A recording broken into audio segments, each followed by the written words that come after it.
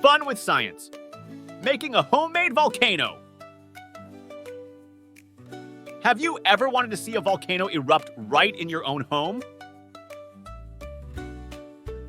Well, now you can with a simple experiment using things you might already have in your kitchen.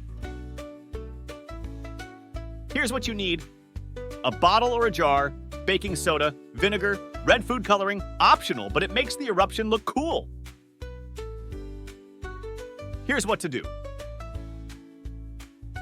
First, ask an adult to help you set up your experiment area. Put some newspaper or a tray under your bottle or jar to catch any spills.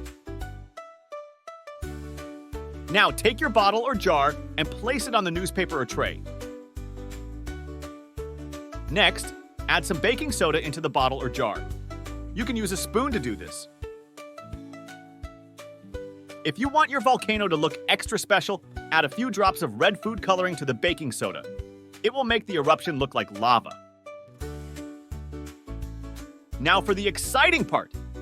Pour some vinegar into the bottle or jar. Watch closely as the vinegar reacts with the baking soda. It will fizz and bubble up, just like a real volcano erupting. And there you have it, your very own homemade volcano. You can try experimenting with different amounts of baking soda and vinegar to see how big you can make your eruption. Just remember to have fun and be safe.